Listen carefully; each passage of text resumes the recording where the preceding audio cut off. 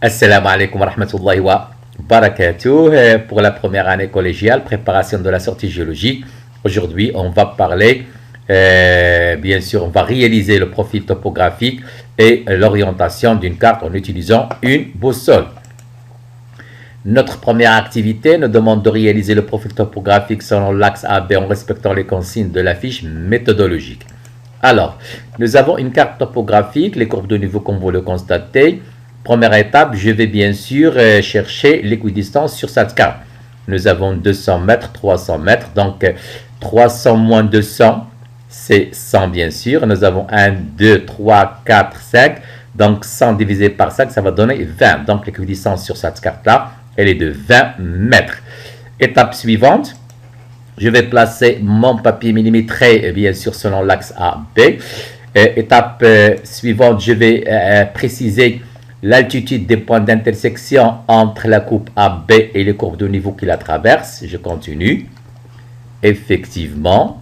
Voilà. Étape suivante, sur mon papier millimétré, je vais tracer l'axe horizontal et l'axe vertical. Sur l'axe vertical qui représente l'altitude, je vais bien sûr choisir une échelle convenable. Voilà, effectivement. Graduation donc de l'axe vertical, comme je l'ai déjà dit, qui représente l'altitude. Étape suivante, je vais reporter chaque altitude sur mon papier millimétré, bien sûr. Chaque point d'intersection selon son altitude sur mon papier millimétré. J'obtiens un certain ensemble de points que je vais relier entre eux.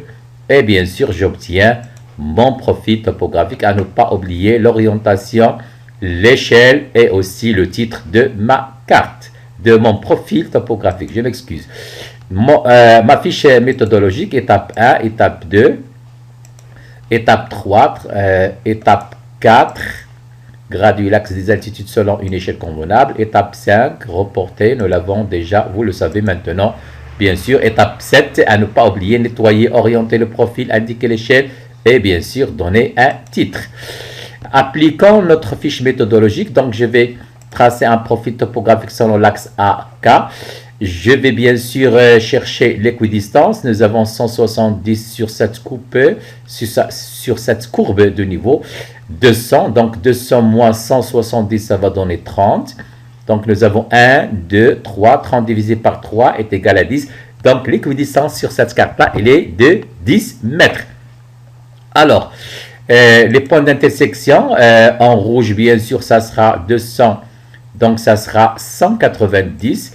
Deuxième point, c'est 200, c'est déjà indiqué. Voilà. Troisième point, ça sera 210, puisqu'on monte. De l'autre côté de la courbe de niveau, donc toujours 210. Je reviens sur, bien sûr, l'altitude 200. Nous avons ce point d'intersection, bien sûr, 190, 180, 170, c'est déjà indiqué. De l'autre côté de mon cours d'eau, bien sûr, j'ai la même altitude puisqu'il s'agit des deux rives, bien sûr.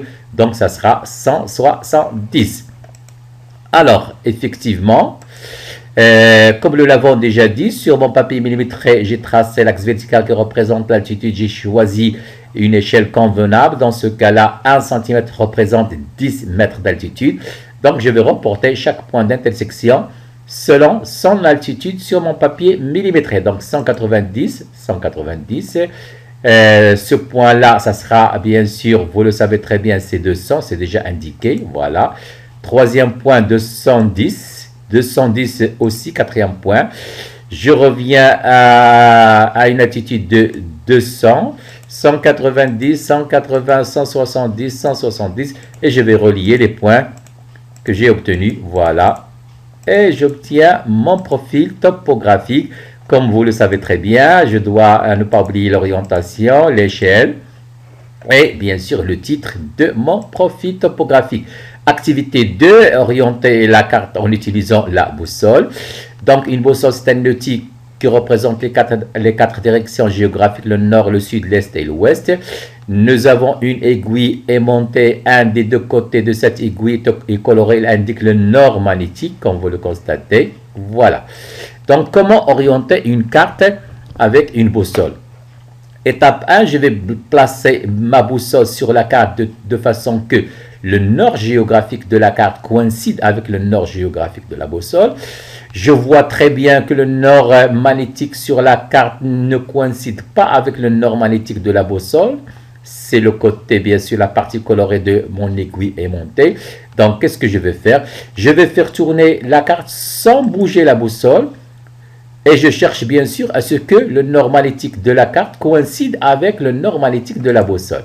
Je continue. Voilà.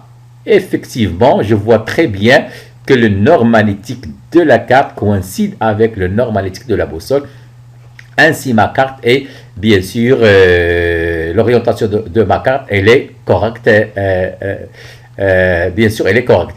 Nous avons le nord, le sud, l'est et l'ouest. Ma fiche méthodologique, étape 1, placer la boussole sur la carte, faire coïncider la flèche de la direction nord géographique de la boussole avec celle, bien sûr, sur la carte, faire tourner la carte sans bouger la boussole jusqu'à ce que le nord magnétique de la carte coïncide avec le sens de l'aiguille indiquant le nord magnétique. Donc, on se demande, c'est quoi un nord magnétique? Effectivement, en effet, la Terre émet un champ magnétique et oriente l'aiguille aimantée de la boussole vers son pôle nord. La Terre peut être assimilée à un aimant droit qui serait placé dans sa partie centrale. Voilà.